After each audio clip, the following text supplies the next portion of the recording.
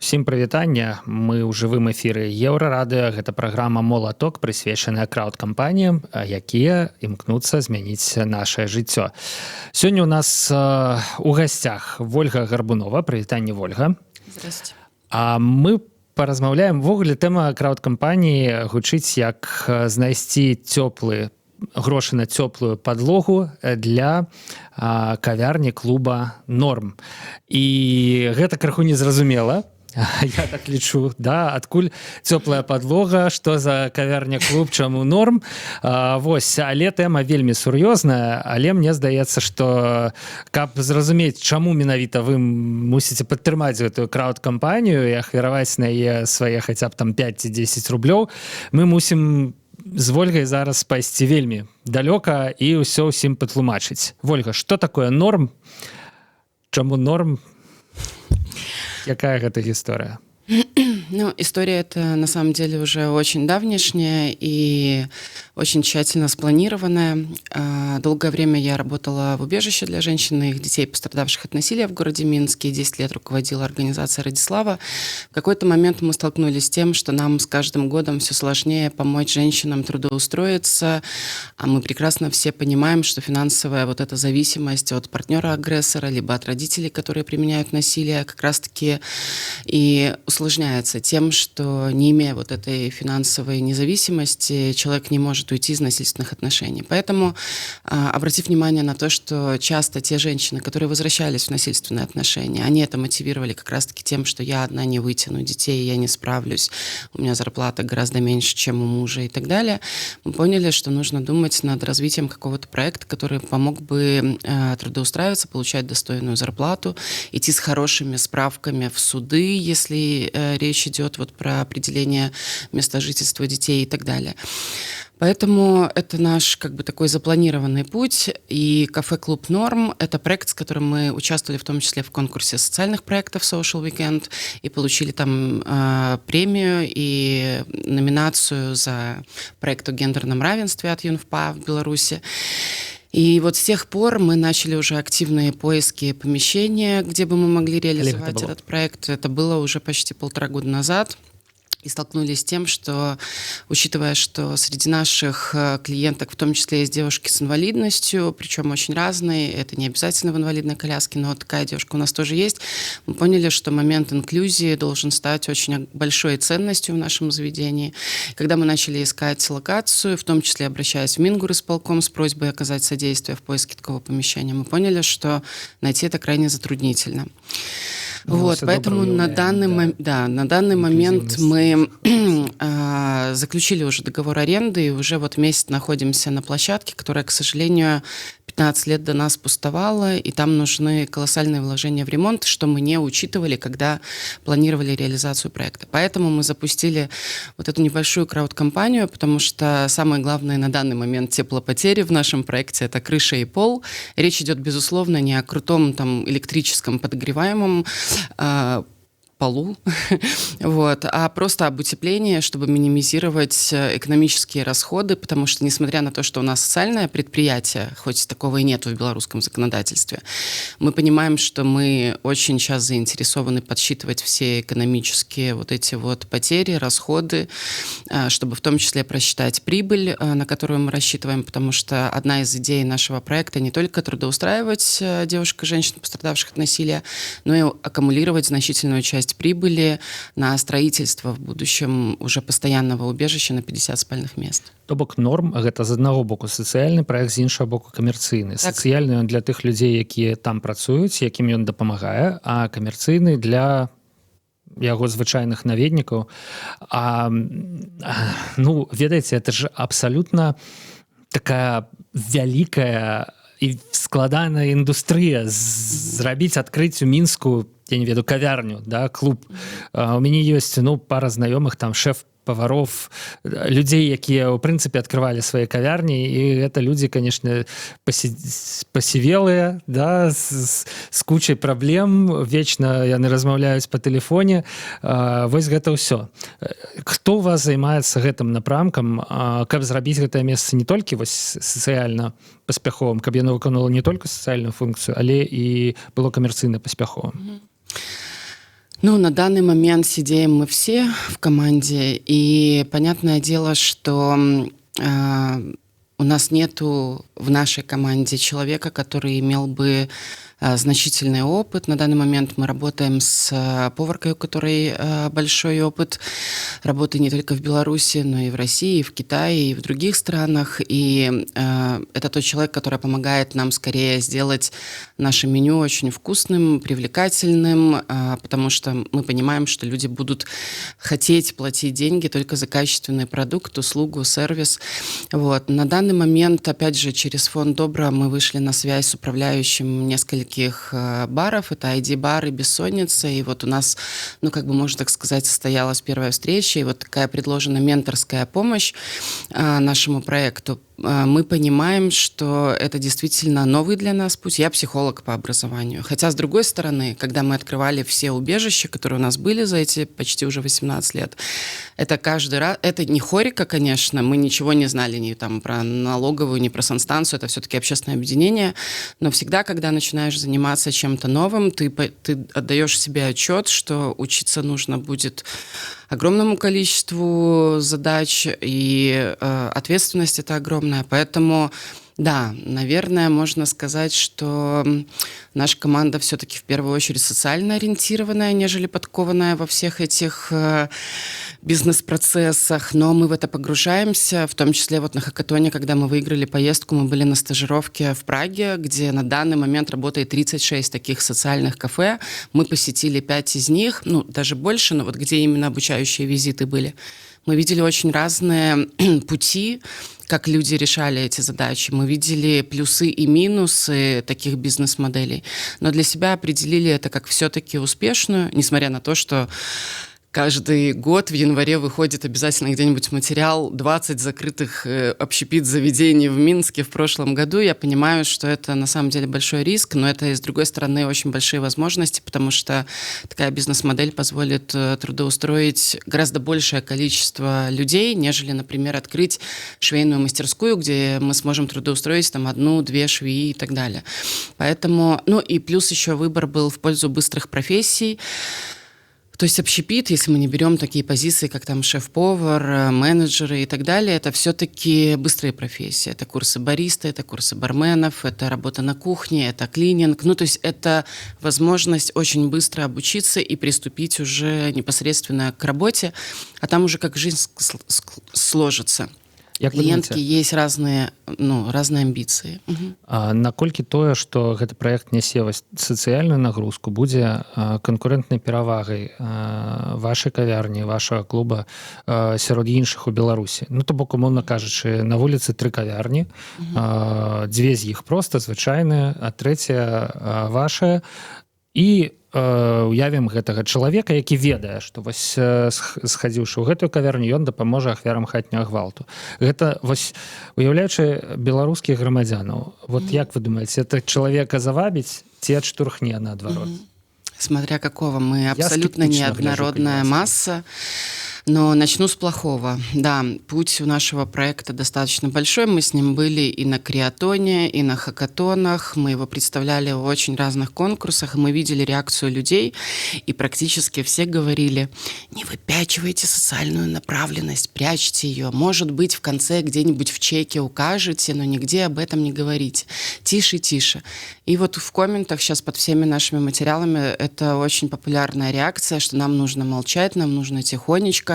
Нам ни в коем случае нельзя рассказывать, с каким опытом мы все столкнулись перед тем, как там начали работать. Ну и для меня, с одной стороны, это понятная история, связанная с тем, что люди все-таки хотят сходить со своими друзьями в кафе, расслабиться, не думать о плохом.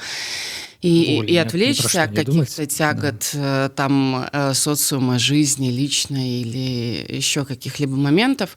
Это с одной стороны. Но тут уже скорее такая активистская наша позиция, связанная с тем, что тишина порождает эскалацию насилия, продолжение насилия. И замалчивать такую тему мы точно для себя не будем. Мы это решили принципиально.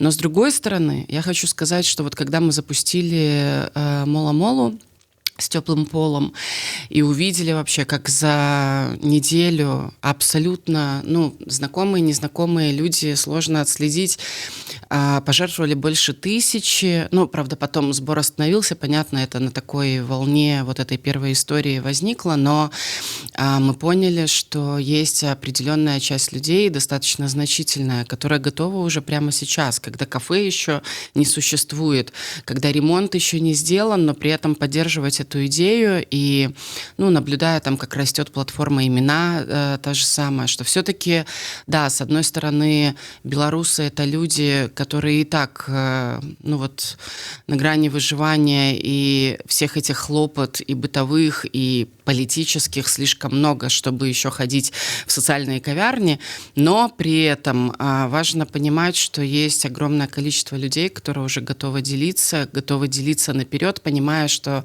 предотвратить какие-то социальные явления эффективнее, в том числе экономически, нежели потом решать эти проблемы. Поэтому я думаю, что время покажет. У нас ожидания достаточно хорошие, потому что нас очень поддерживают люди, которые проживали в убежище. Уже на данный момент у нас есть договоренность с бывшими клиентками, которая одна будет обшивать все, что нужно из текстиля для кафе, для униформы работниц.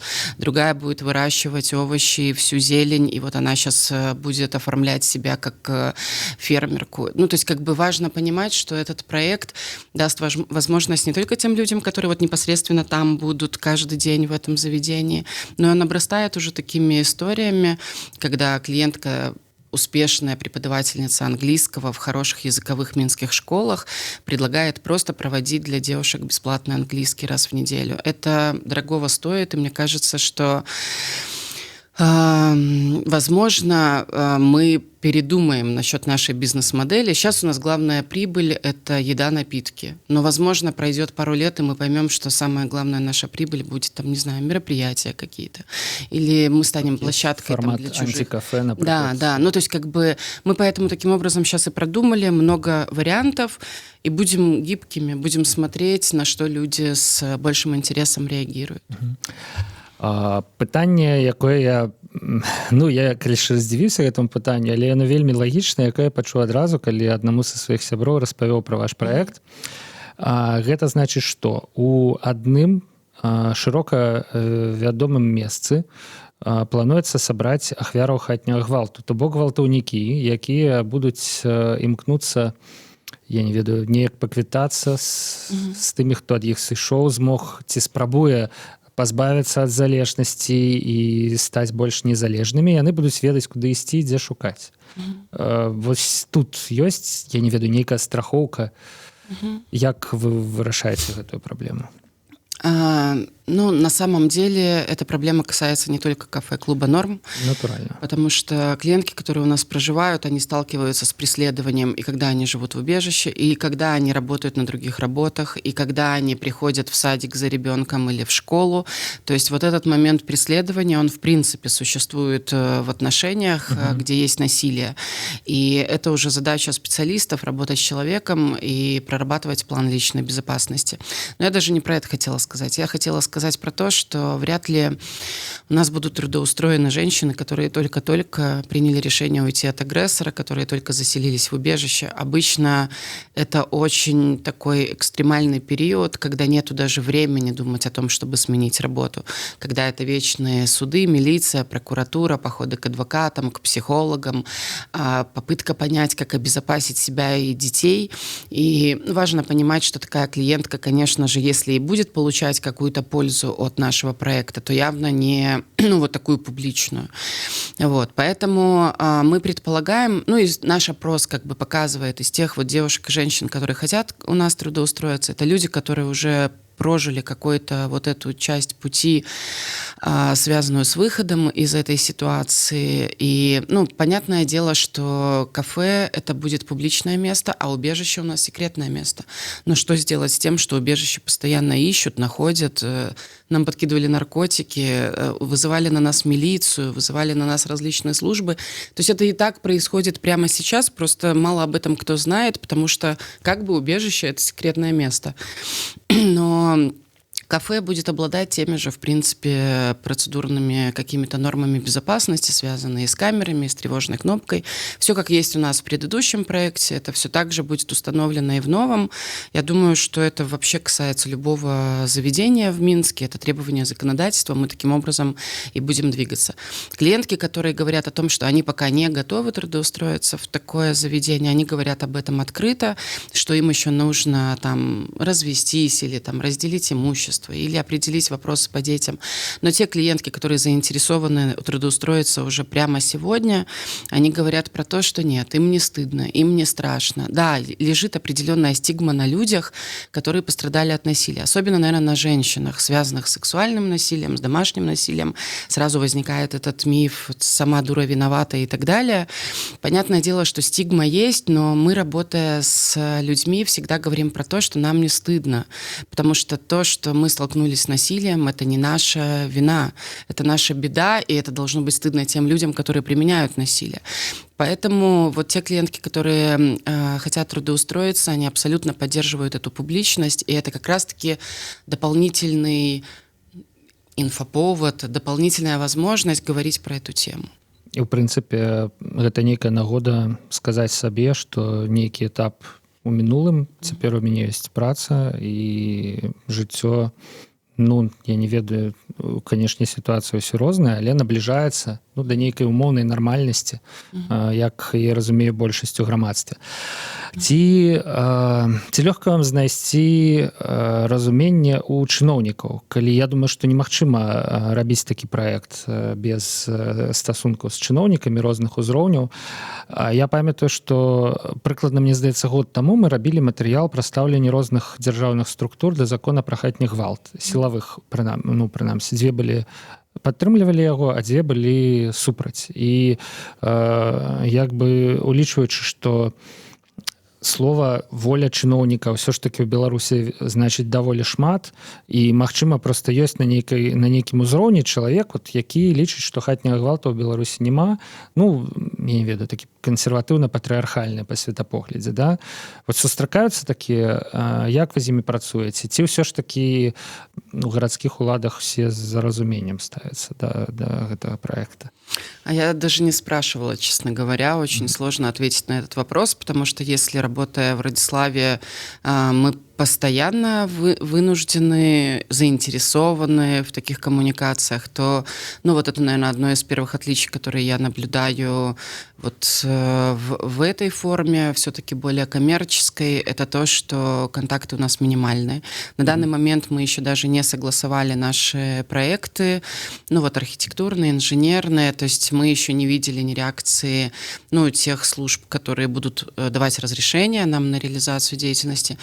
Единственный контакт это был вот когда мы искали помещение, и, в принципе, комитет по труду, занятости и соцзащиты выразили поддержку, как бы на словах, да, но при этом помочь с помещением не могли, но и я не могу сказать, что кто-то ставит палки в колеса, либо задает какие-то вопросы.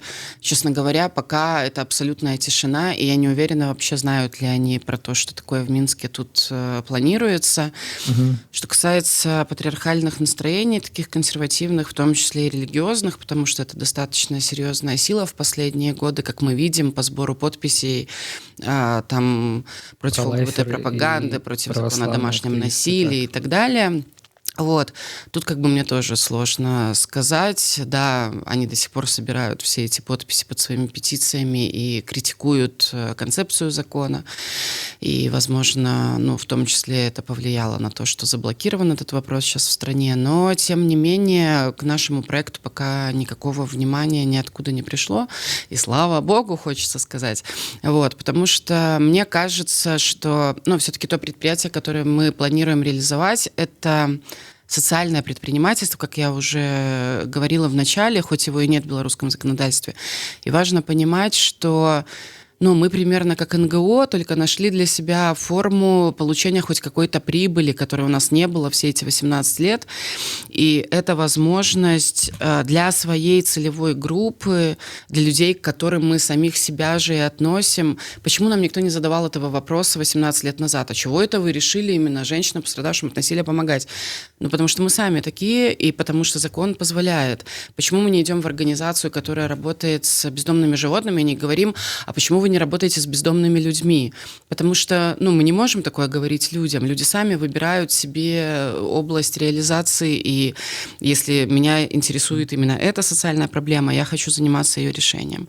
Вот. Но понятное дело, что прилетело очень много критики, связанной с обратным сексизмом и с дискриминацией и всем прочим. Но хочется просто напомнить, да, что мы не обычная коммерческая структура, которая подпадает под все эти требования. Мы создаемся с определенной целью для решения определенной социальной проблемы, и требовать от нас, что мы должны соответствовать чему-то другому, не представляется возможным, потому что... Наколькі я памятаю, я, конечно, не спецыяліст, але мне здаецца, што ёсць у заканадаўстве такая форма, калі некамерцыйная структура вядзе камерцыйную дзейнасць, яна зарабляе грошы, але яна просто не атрымлівае прыбытак, яна не раздае дывідэнты, яна не выводзіць гэтыя грошы там на карысць нейкіх людзей. Яна ўсё, што зарабляе, яна, напрыклад, усё на свае статутныя мэты і выдатковая. І ў выніку атрымліваецца 0. І вось, у суме, да? І вось гэта 0 і азначае, што структура некамерцыйная. Я думаю, что у вас будет прикладно то же самое. Я очень надеюсь, что нет.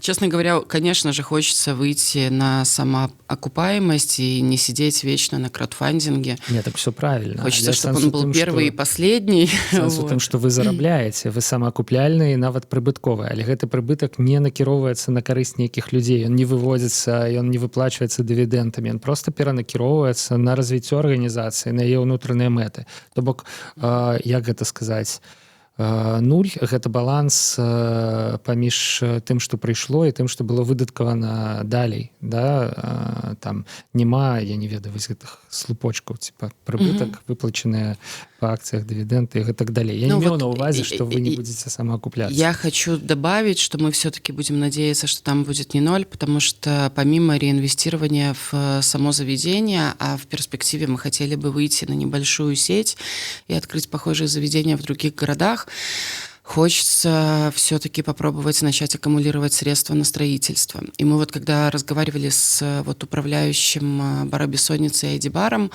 он, конечно, очень скептически и критично к этим идеям относится, что вот прям такой огромный процент мы хотим аккумулировать, потому что хорошо, если мы на самоокупаемость выйдем в какое-то ближайшее обозримое будущее. Но, конечно, хотелось бы, чтобы заведение пользовалось спросом, поэтому мы проводим сейчас достаточно большую предварительную работу, связанную в том числе и с проработкой меню, выбором поставщиков, чтобы максимально все-таки приблизить вот этот момент, когда мы сами сможем заработать, а не ходить вечно с протянутой рукой и говорить там спонсорам, донорам о том, что давайте вместе построим дом, потому что мы задолбались переезжать каждые 4 года в новое помещение, а нас все равно находят, а нам нужны иные условия. То есть хотелось бы самостоятельно уже решить эту проблему и забыть, раз государство в этой ситуации умыло руки и не считает, что ответственно за тех людей, которым мы оказываем помощь. Я была недавно на суде, неделю назад, и я вот смотрю, сколько женщины платят. Уголовное дело, то есть все данные собраны. Дело о сексуальном насилии в отношении несовершеннолетнего ребенка. Женщина должна была в течение нескольких недель найти почти 3000 белорусских рублей, чтобы оплатить участие адвоката. Без адвоката ты вообще на суде никто. У агрессора зачастую 1, 2 адвоката, 3 адвоката, может быть, если он более состоятельной. И вот как ты туда со своим ребенком одна пойдешь? И я на это все смотрю, понимаю, что в законе во всех странах, где он принят, есть вот это бесплатное адвокатское сопровождение для пострадавшей стороны и так далее. И понимаю, что все это сейчас делают обычные люди. Я написала пост в Фейсбуке, этой женщине за день собрали, ну вот кто у меня в друзьях, на 3 заседания судебных, где бы она эту 1000 нашла сама. Ну, то есть как бы важно понимать, что ну вот реально надоело уже просить. Хочется уже заработать и делать то, что ты считаешь верным, и то, что помогает людям. Сябры, калі нехта далучыўся да нашага эфіру па ходу, мы размаўляем пра крауд-кампанію на рамонт кавярні клуба для не для кавярня-клуб для ўсіх, але кавярні-клуба, дзе будуць знаходзіць працу для сябе тыя, хто перажыў хатні гвалт. У нас у гасцях Ольга Гарбунова. Крауд-кампанія на платформе Мола-Мола. Спасылку на яе вы знойдзеце, ну, напрыклад, на сайце Еўрарадыё, без праблем на сайце mola.mola.by. Тут уже ёсць, вось, давайте пра саму крауд-кампанію паговорым крыху. Тут уже ёсць 56 рэпостаў, ёсць плацяжы, але ўсё ж такі сума невялікая. І я вось прыкладна тыдзень таму адкрываў, і яна так сапраўды не змяняецца. Гэта значыць, што нешта адбываецца не так, мне здаецца. Як вы думаеце, як можна актывізаваць гэтую кампанію? Ну, вось наш эфір, натуральна. Хаця мне здаецца, што ўсё это працуе крыху па-іншаму. Трэба 10 такіх эфіраў там у розных месцах, каб чалавек, на якога адсюль да, прыляцела гэтая інфармацыя, ён ўсё ж такі вырашыў, ну все, зараз я бяру сваю там картку, іду і там пераводжу 5 рублёў. Што не так? Что не так? Вы закинули, вообще, мне сдается, классическая ситуация, которая отбывается, которая происходит со всеми компаниями, которые не собирают средства, это то, что мы забили. Эта компания не запланирована. У нас была договоренность с Ульем, что мы придем за месяц до открытия с такой настоящей, продуманной крауд-компанией, с картинками, там, с визуалом, с ежедневными постами, с рассылкой писем родственникам, друзьям, там, партнерам и так далее. Но что получилось сейчас? Мы нашли помещение, которое 15 лет пустовало, в нем нету ни воды, ни канализации. И это была такая незапланированная, спонтанная, честно говоря, эмоциональная акция. Когда мы пришли туда с подрядчиком, и он сказал по тепловизору: вы что, с ума сошли, тут надо все утеплять. И мы поняли, что это не то вообще абсолютно, на что мы рассчитывали. Крауд-компанию я сделала за 15 минут. Вот как написано на Мола-Мола: сделай компанию за 15 минут. Вот так вот я ее и сделала. В этом плане, конечно, Мола-Мола вот. Это вельми зручный сервис. Это действительно очень удобный инструмент, но которым нужно заниматься. А потом у нас пошли проектировщики, подрядчики, ремонты, и мы сами стопорнули этот процесс. У нас есть, ну, некоторые идеи, как мы сейчас хотим расшевелить, поэтому мы, в общем-то, пришли сюда к вам. Это наше такое публичное, скорее даже самим себе обещание, что нам нужно довести эту компанию, потому что скоро платить пока не особо есть чем. Поэтому, безусловно, мы очень благодарны тем людям, которые в самом начале нас поддержали, но предстоит еще огромная работа. Ці 56 рэпостаў, тыя, хто зрабіў гэты рэпост, прыйшоў час зрабіць яшчэ раз рэпост. Спасибо. Да? Вось, а зараз працы нейкія ўжо ідуць, і трэба будзе нешта плаціць неўзабаве. Сябры, трэба будзе нешта плаціць неўзабаве, таму няма часу тут думаць доўга, да? Я так разумею, сутнасць Мола-Мола ў тым, што ў адрозненне ад Улья все, што сабрана, будзе все ж таки перададзена тым, хто збірае грошы. Оно передается каждый момент. Ну, то есть оно нигде не аккумулируется, оно приходит к тебе сразу на карту. На самом деле никто очень не забере, круто. Короче, да, очень круто на самом деле получать вечно это СМС-уведомление и радоваться, что где-то неравнодушный человек не прошел мимо. Сябры, мне здаецца, што все зразумела. Трэба тым, хто праводзіць гэтую кампанію, хаця яна эмацыйная, не запланаваная, зараз актывізавацца. У прынцыпе, ну вось першы крок зроблены, эфір на Еўрарадыё прайшоў.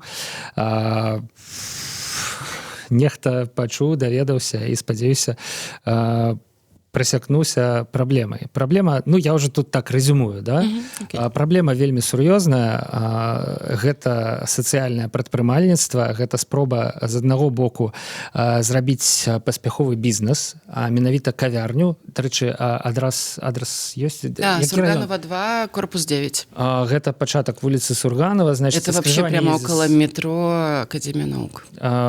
Добрае месца, да, і гэта можа быць паспяховая кавярня з аднаго боку, а з іншага боку гэта можа быць месца, дзе знаходзяць для сябе працу ахвяры хатняга гвалту, тыя, хто вымушаны быў сысці з сваіх сем'яў, прайсці праз цяжкія фармальныя працэсы вось гэтых сыходаў праз разводы і гэтак далей. Людзі, якія хочуць вярнуцца да нармальнага жыцця, атрымаць нармальную працу хаця б на нейкі пачатковы перыяд. Бізнес і увогуле ўся ідэя вельмі прадуманыя, таму што праца ў кавярні ёсць абсалютна розная, некаторая кваліфікаваная, а некаторая даволі простая, якую можна засвоіць за, ну я не ведаю, пару месяцаў, відаць, да? 5 дзён. За 5 дзён. Вось, то бок ідэя з усіх бакоў цікавая, засталося нешмат. Трэба для пачатку сабраць 1000 рублёў, 7000 рублёў на тое, каб гэтае памяшканне уцепліць і зрабіць у прыватнасці там падлогу, з якой гэтае памяшканне, падлогу і дах, з якімі яны могуць існаваць. Краўдкампанія на сайце mola.mola.by, спасылка на сайце Еўрарадыё. Прыходзьце, разумейце гэтую праблему, ахвяруйце грошы і калі прыкладна мы зможам схадзіць у кавярню і паўдзельнічаць наступным чынам.